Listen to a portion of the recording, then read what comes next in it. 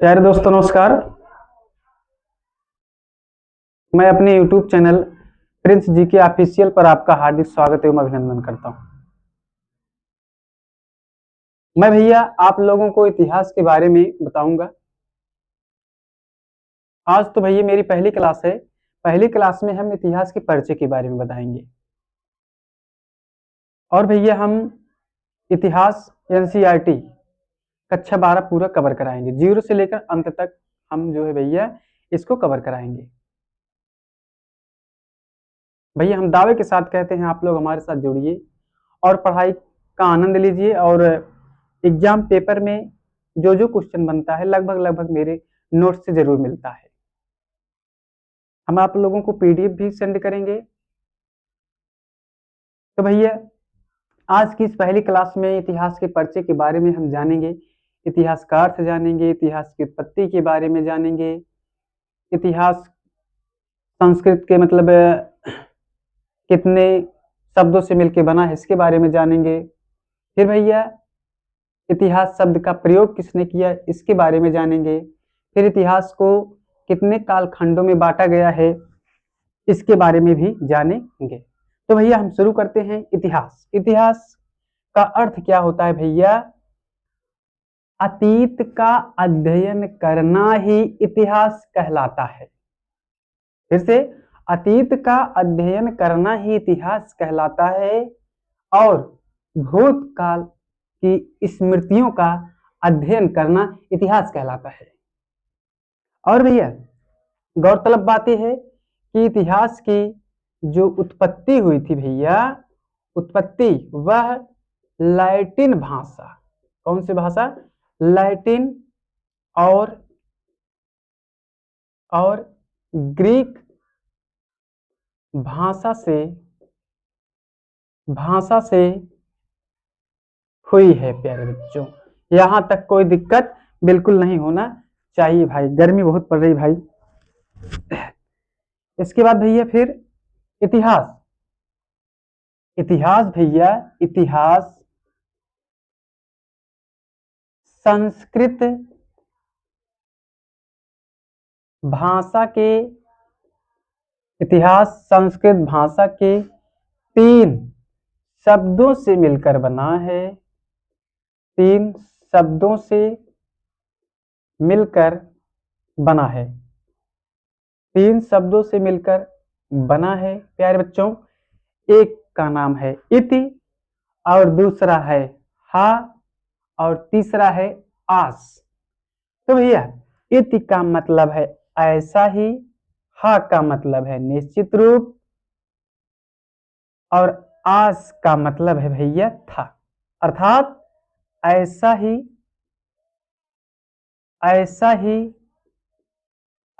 ही निश्चित रूप से था भैया। ठीक, कहने का मतलब है ऐसा ही निश्चित रूप से था। फिर एक बार, इतिहास संस्कृत भाषा के 3 शब्दों से मिलकर बना है।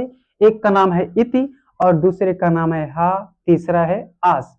इति का मतलब है ऐसा ही और हा का मतलब है निश्चित रूप से और आस का मतलब है था। प्यारे बच्चों, यहां तक कोई दिक्कत बिल्कुल नहीं होना चाहिए। और भैया अगला महत्वपूर्ण बात यह है कि नोट भैया कि जो इतिहास है, इतिहास के जनक कौन है इसके बारे में आप जान लीजिए। देखिए भैया, एक दार्शनिक थे, रोमन दार्शनिक। क्या नाम था भैया? रोमन दार्शनिक।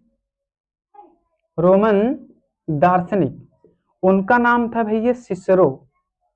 का नाम था? सिसरो। रोमन दार्शनिक सिसरो। सिसरो ने भैया भारतीय इतिहास का जनक हेरोडोटस को बताया है। सिसरो ने भैया भारतीय इतिहास का जनक, भारतीय इतिहास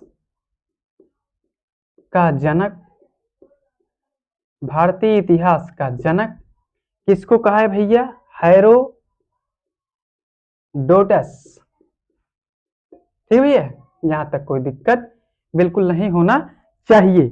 और भैया हेरोडोटस कहाँ के निवासी थे? तो प्यारे बच्चों, हेरोडोटस यूनान के निवासी थे। यहाँ तक कोई दिक्कत हो तो आप बिल्कुल निसंकोच बताइएगा, ठीक ना? मिटा सकते हैं भैया। अब अगला है कि भारतीय इतिहास को कितने कालखंडों में बांटा गया है। अब अगला देखिए भैया, ठीक ना? अब इसका विभाजन कर दिया जाए, ठीक। अब देखिए भैया, अगला है कि भारत का इतिहास, यानी भारत के इतिहास को कितने कालखंडों में बांटा गया है। भारत का इतिहास, भारत का इतिहास भैया, भारत का इतिहास। एक का नाम है भैया प्रागैतिहासिक काल, प्रागैतिहासिक काल। कौन सा काल भैया? प्रागैतिहासिक काल। कौन सा काल भैया? प्रागैतिहासिक काल। प्रागैतिहासिक काल कहिए, चाहे आप पाषाण काल भी कह सकते हैं। कौन सा काल भैया? पाषाण काल। और दूसरा है आदि ऐतिहासिक काल, आदि ऐतिहासिक काल, आदि ऐतिहासिक काल, ठीक ना? और तीसरा है भैया ऐतिहासिक काल। कौन सा काल? ऐतिहासिक काल, ऐतिहासिक काल। पहला भैया पाषाण काल, दूसरा है आदि ऐतिहासिक काल और तीसरा है ऐतिहासिक काल। प्यारे बच्चों, आप अच्छे से पढ़िएगा। और आज इतिहास का परिचय चल रहा है, कल से जो है कक्षा 12 एनसीईआरटी का पहला अध्याय चलेगा, पहला लेसन ईंट, मनके तथा अस्थियां चलेगा। अब देखिए फिर से प्रागैतिहासिक काल, प्रागैतिहासिक काल के बारे में कुछ जान लीजिए। प्रागैतिहासिक काल जो था भैया, इस काल में, किस काल में? इस काल में, इस काल में मानव, इस काल में मानव सभ्यता का, मानव सभ्यता का कोई कोई लिखित दस्तावेज नहीं है, दस्तावेज नहीं है। फिर से प्रागैतिहासिक काल, प्रागैतिहासिक काल में भैया मानव सभ्यता का कोई लिखित दस्तावेज नहीं है, ठीक ना? एक बार देख लीजिएगा आप लोग भी। अब दूसरा है अद्य, मतलब आदि ऐतिहासिक काल। इसमें क्या होता है भैया? जिसमें जिसमें लिखित, जिसमें लिखित सभ्यता, लिखित, सॉरी, लिखित साक्ष्य, साक्ष्य कहिए भैया, चाहे साबूत कहिए, साबूत, ठीक ना? आदि ऐतिहासिक काल में जिसमें लिखित साक्ष्य, साबूत कहिए चाहे साक्ष्य, एक ही बात है, तो उपलब्ध हुए, क्या हुआ भैया? उपलब्ध है, लेकिन लेकिन भैया उन्हें अभी तक पढ़ा नहीं जा सकता, ठीक भैया? सकता कहिए या सकता। फिर से एक बार, जिसमें लिखित साक्ष्य तो उपलब्ध है लेकिन उन्हें अभी तक पढ़ा नहीं जा सका। यह कौन सा काल था प्यारे बच्चों? आदि ऐतिहासिक काल था। अगला है ऐतिहासिक काल। ऐतिहासिक काल को भैया आप आधुनिक काल भी कह सकते हैं। कौन सा काल? आधुनिक काल कहिए या वर्तमान काल भी कह सकते हैं। अब इसके बारे में थोड़ा जान लीजिए। यह वह समय है भैया, कौन सा काल? ऐतिहासिक काल।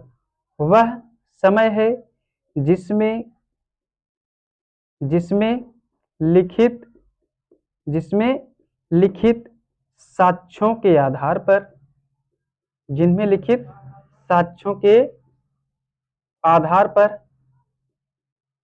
आधार पर, साक्ष्यों के आधार पर इतिहासकारों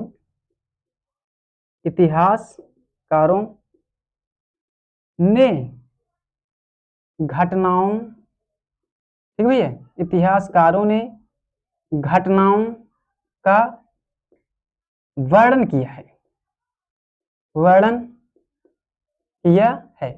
एक बार भैया अच्छे से देख लीजिएगा, ऐतिहासिक काल यानी आधुनिक काल वह समय है जिसमें लिखित साक्ष्यों के आधार पर इतिहासकारों ने घटनाओं का वर्णन किया है। यहां तक कोई दिक्कत नहीं होना चाहिए भैया, एक बार आप लोग भी देख लीजिए। अब प्रागैतिहासिक काल को कितने काल खंडों में बांटा गया है, इसके बारे में हम चर्चा करेंगे, ठीक भैया। थोड़ा आप लोग एडजस्ट कीजिएगा, आवाज वगैरह आए तो भैया, ठीक ना। तो भैया प्रागैतिहासिक काल या पाषाण काल, इसको भैया कितने काल खंडों में बांटा गया है, इसके बारे में हम अच्छे से चर्चा करेंगे इस समय ना।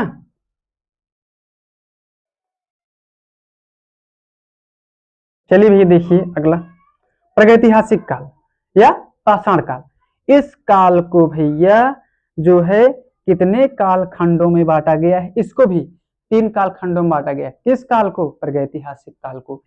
पहला है भैया, पहला, दूसरा, तीसरा। तो पहला है भैया, फर्स्ट जो है वो है पूरा पाषाण काल। कौन सा काल? पूरा पाषाण काल। इसको भैया हम अज्ञात काल भी कहते हैं। कौन सा काल है? अज्ञात काल। इसकी जो समय सीमा है तमाम किताबों में भैया अलग अलग समय सीमा दिया गया है, तो हम एनसीईआरटी वाली बता रहे हैं भैया। अज्ञात काल जो था, ये समय सीमा जो थी भैया इसकी कितना थी? 8000 ईसा पूर्व, 8000 ईसा पूर्व भैया, ठीक ना। यहाँ तक दिक्कत नहीं होनी चाहिए। और इसके बाद एक और किताब थी भैया, एक उसको भी देख लीजिएगा, उसमें भी जो है अज्ञात काल में उसका जो समय सीमा दिया गया है 10,000 ईसा पूर्व, ठीक। यहाँ तक कोई दिक्कत नहीं होना चाहिए। पूरा पाषाण काल, अज्ञात काल, इसमें जो था भैया समय सीमा इसकी बताई गई थी 8000 ईसा पूर्व तक। अब इस काल में क्या हुआ था इसके बारे में आप देख लीजिए, महत्वपूर्ण बात देख लीजिए। मानव का चीज भैया, मानव इतिहास, मानव इतिहास का जो सबसे लंबा काल था प्यारे बच्चों, और प्रारंभिक काल यही था। कौन सा काल? पूरा पाषाण काल। देख लीजिए, मानव इतिहास का सबसे लंबा और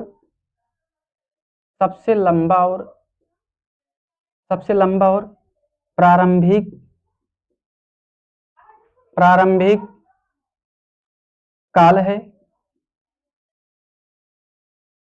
सबसे लंबा और भैया प्रारंभिक काल है। कौन सा काल? पूरा पाषाण काल। इसके बाद का होता है भैया काल है जिसे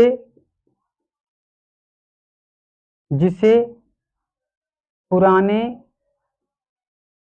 पत्थर का युग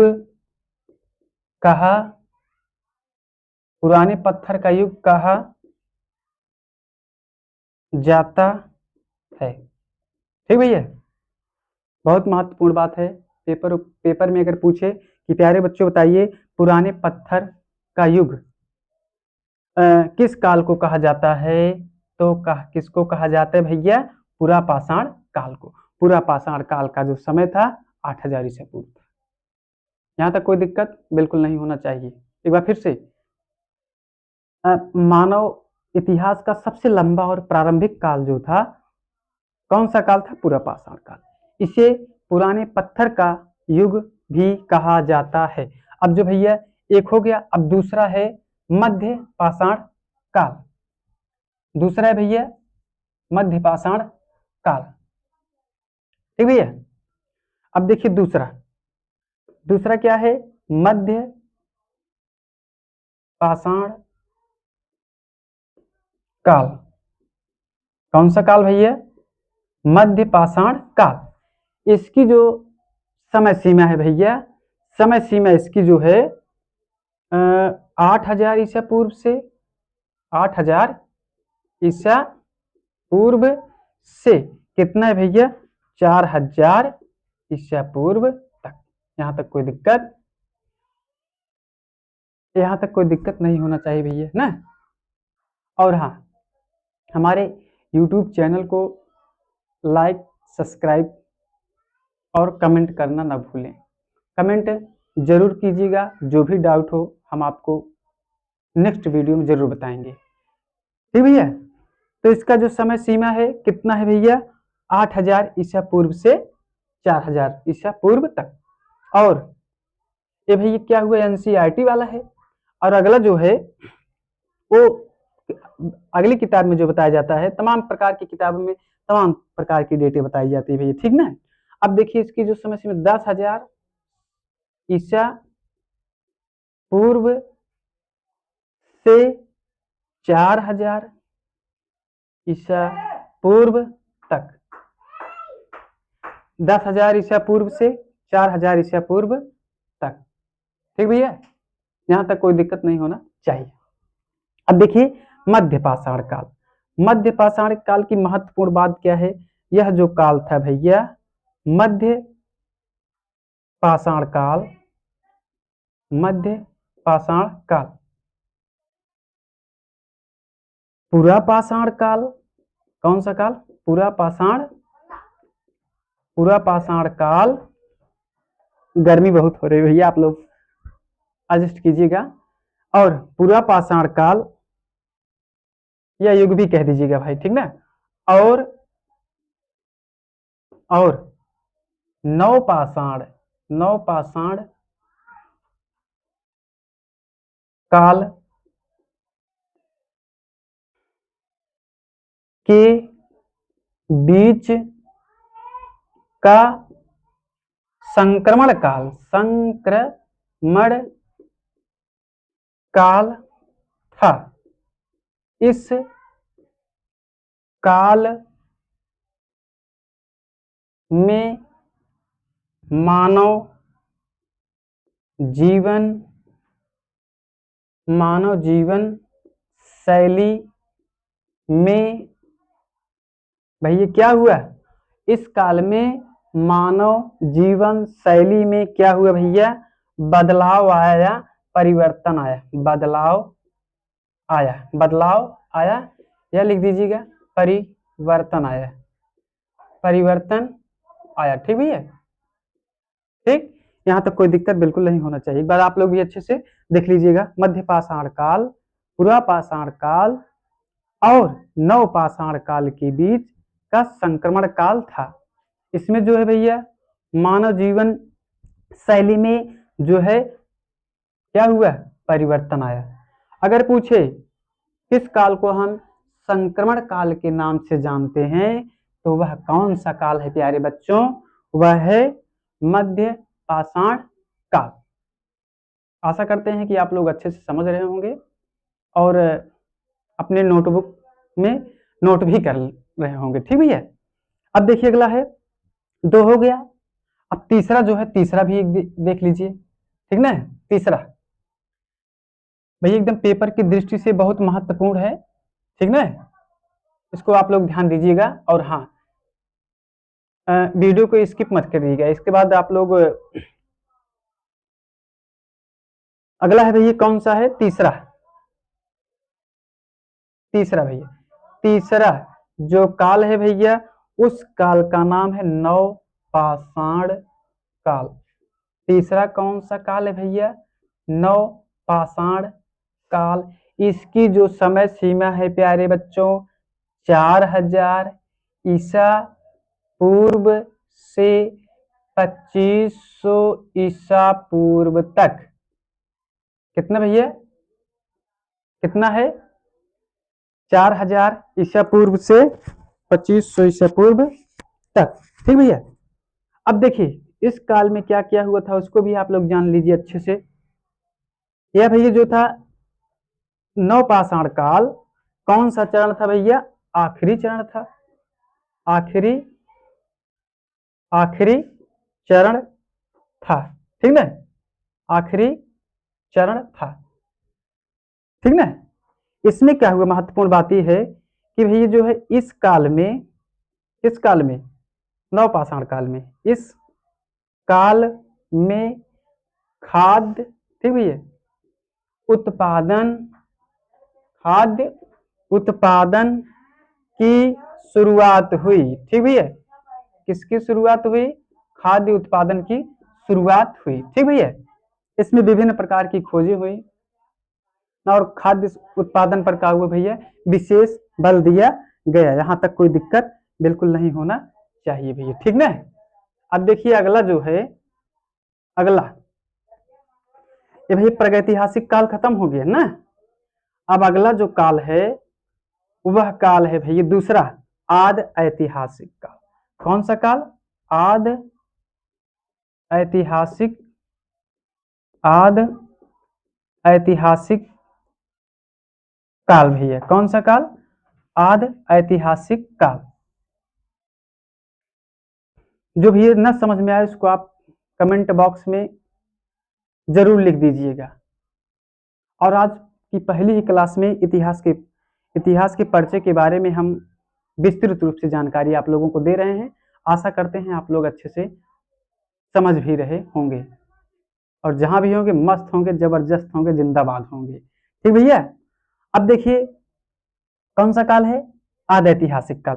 आद ऐतिहासिक काल को भैया दो कालखंडों में बांटा गया है। कितने भैया? दो कालखंडों में। एक का नाम है सिंधु सिंधु घाटी सभ्यता। कौन सी सभ्यता प्यारे बच्चों? सिंधु घाटी सभ्यता। और दूसरे का नाम है भैया वैदिक वैदिक सभ्यता, ठीक ना। इसको आप लोग ध्यान दीजिएगा, फिर से एक बार देख लीजिए। आदि ऐतिहासिक काल को दो भागों में बांटा गया है। एक का नाम है सिंधु घाटी सभ्यता और दूसरे का नाम है वैदिक सभ्यता। अब देखिए वैदिक सभ्यता को भैया एक काम कीजिए, समय सीमा भी देख लीजिए भैया, ठीक ना। अब देखिए सिंधु सभ्यता का जो काल निर्धारण किया गया है 2500 ईसा पूर्व, कितना भैया? 2500 ईसा पूर्व से 1500 ईसा पूर्व तक। कितना भैया? 2500 से 1500 ईसा पूर्व तक कौन सा है? का सिंधु घाटी की सभ्यता। और दूसरा भैया जो है वैदिक सभ्यता, इसका जो समय सीमा है ये है 1500 ईसा पूर्व से कितना? 1500 ईसा पूर्व से 600 ईसा पूर्व तक। कितना? 1500 से 600 ईसा पूर्व तक। अब देखिए वैदिक सभ्यता को भी दो कालखंडों में बांटा गया है। एक का नाम है ऋग्वैदिक काल। कौन सा काल? ऋग्वैदिक काल। कौन सा काल? ऋग्वैदिक काल। कौन सा काल? ऋग्वैदिक काल। और दूसरा है प्यारे बच्चों, दूसरा है उत्तर वैदिक काल। उत्तर वैदिक काल, ठीक भैया। देख लीजिए आदि ऐतिहासिक काल, इसमें क्या हुआ था भैया? आदि ऐतिहासिक काल जो था इसमें साबुत तो मिले थे लेकिन पढ़ा नहीं गया था, तो आप लोग बताया गया।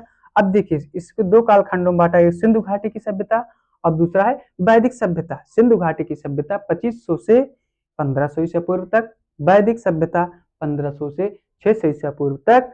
और वैदिक सभ्यता को दो भागों में बांटा गया, एक ऋग वैदिक काल और दूसरा है उत्तर वैदिक काल। ऋग वैदिक काल का जो समय है 1500 से कितना भैया? 1500 ईसा पूर्व से 1000 ईसा पूर्व तक। कितना भैया? 1500 से 1000 ईसा पूर्व तक। और इसका जो समय सीमा है ये भैया 1000 ईसा पूर्व से कितना भैया? 1000 ईसा पूर्व से 600 ईसा पूर्व तक। आशा करते हैं कि आप लोग बहुत ही अच्छे से समझ रहे होंगे भैया, ठीक ना। और गर्मी भी पड़ रही है, आप लोग खुद ही देख रहे होंगे, ठीक ना। अब चलिए देखिए आदि ऐतिहासिक काल भी खत्म होता है, एक बार देख लीजिए, स्क्रीनशॉट की जरूरत है स्क्रीनशॉट ले लीजिए और अपना जो है खुद का एक 10 रुपए वाली कॉपी ले लीजिएगा, 3 रुपए वाली पेन ले लीजिएगा और इसमें कहा अच्छे से आप नोट कीजिएगा। ठीक भैया, अब आगे चलें, देख लीजिए एक बार फिर से। अब अगला है भैया, कौन सा काल है? ऐतिहासिक काल।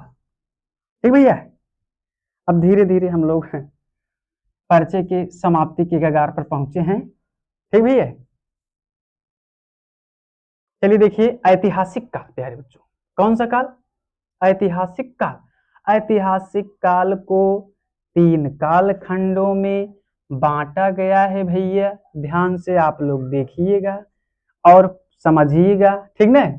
देखिए, एक का नाम है प्राचीन भारतीय, प्राचीन भारतीय इतिहास। दूसरा है मध्यकालीन भारतीय इतिहास। और तीसरा है भैया आधुनिक